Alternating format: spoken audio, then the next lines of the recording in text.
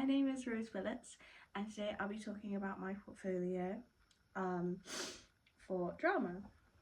I could have picked from a bunch of different plays which I have directed, worked on, been in, but today I really wanted to talk about my work on The Good Person of Szechwan, which is the last play I worked on. The Good Person of Szechwan is a Brechtian play, and being thus, I was able to work on a section of theatre I really enjoyed.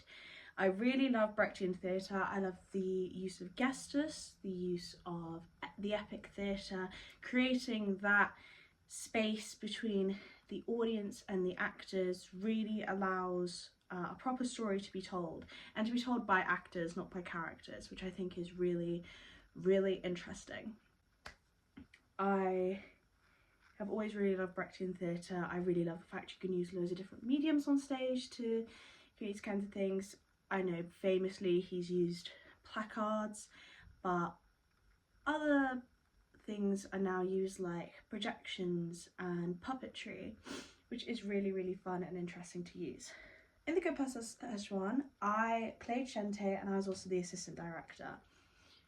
I was really lucky to be able to do both of these. Shente as a role was split up between 3 different people as the role was so large. I was the assistant director and my teacher, Mike Bernardin, was the director. It was my job to sit in on all his rehearsals and to conduct my own rehearsals as well. And one of my favourite rehearsal processes, which I will take you through today, was the rehearsal process during the tobacco factory scene. While I was playing Shente and Shuita and assistant directing, I was really lucky to be able to work so close with the actors that I was directing. Being able to work so close with them meant that there was a sense of respect between us all, but we were also friends and we were on the same level.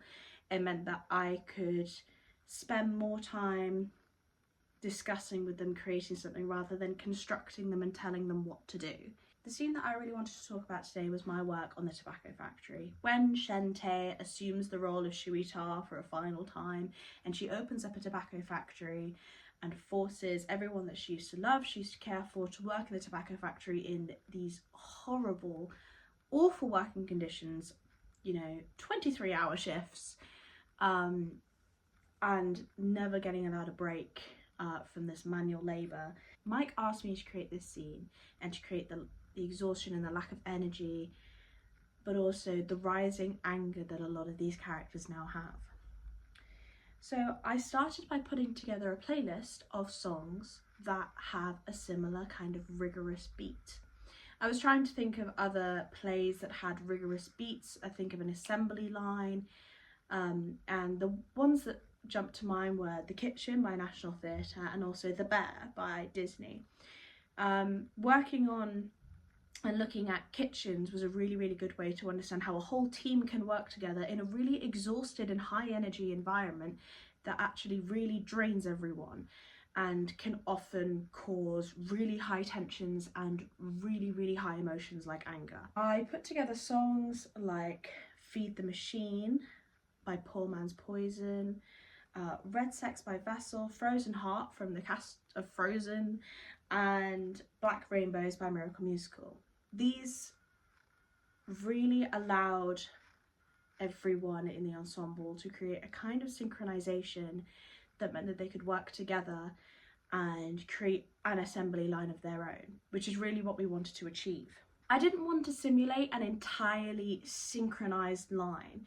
I wanted there still be room for error. I don't think that every single error should be taken out of ensemble work. At the end of the day, human errors are real, and I think what makes ensemble work really interesting is being able to see the human errors that still happen in the work.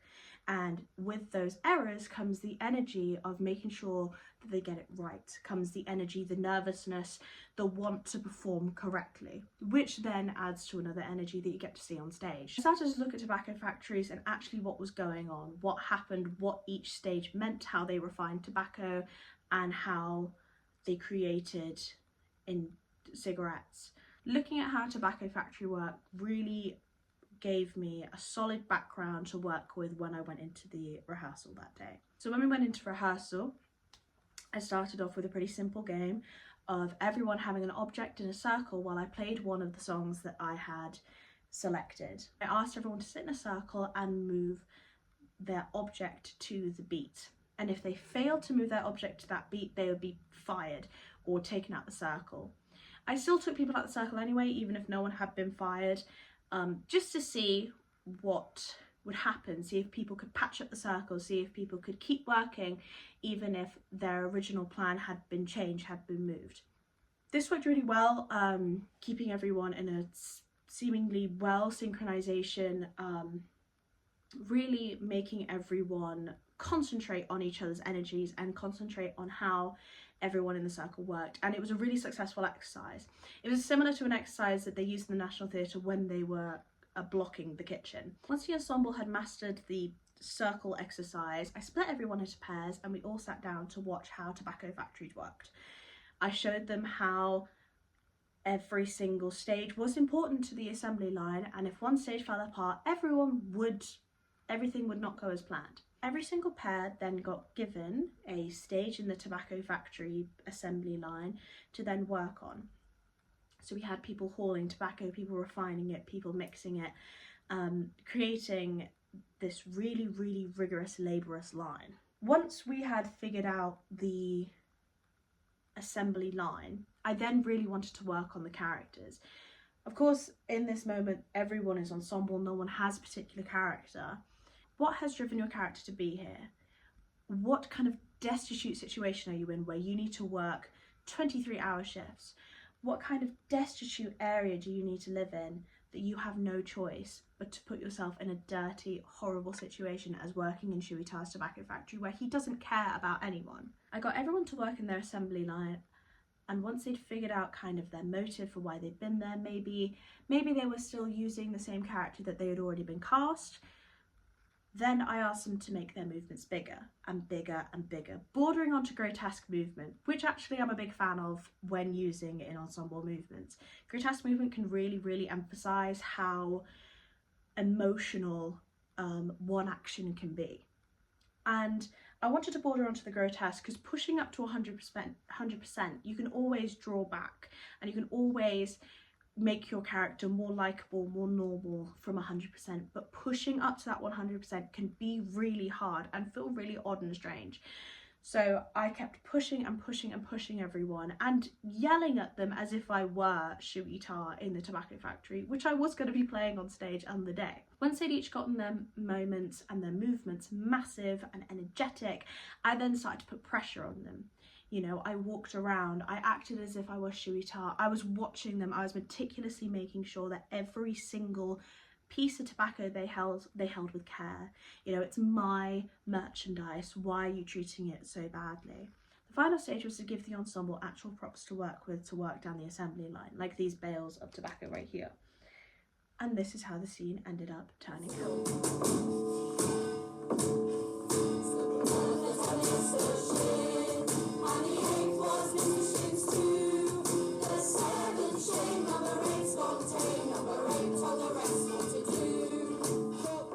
So as I mentioned before, not only did I get the opportunity to assist and direct, but I also played the role of Shente and Shuitar, which was a really amazing experience.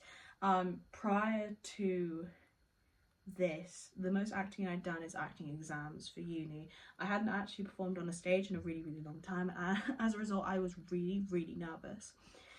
Getting the chance to play a character like Shente was really, really challenging though. As I said, I played the last section of the 3 Shentes when she was mostly Shuitar. Our teacher Mike really wanted us to lean into Brechtian acting techniques. So this meant really pushing into the alienation effect and Gestus. Yes, still putting distance between the audience and the actor, but as well, it added an extra layer of complication when I was trying to characterise Shente. When the character of Shente came up, I not only had to remember that I was an actor playing Shantae, but I was an actor playing Shantae who was pretending to be Shuita. And then I was an actor playing Shantae who was pregnant, who was in love with the man who she'd signed up as her number 2 when she was working in the tobacco factory, who really disliked the work she was doing and only was doing it to protect her future child, and then was pretending to be a man. All masculinity I had on stage had to be totally performative, totally fake, and not really very natural. I had to come across as very assertive and dominant to literally everyone else on stage, meaning that the role was really quite complicated to kind of balance, especially when I was arrested and put on trial for killing Shantae.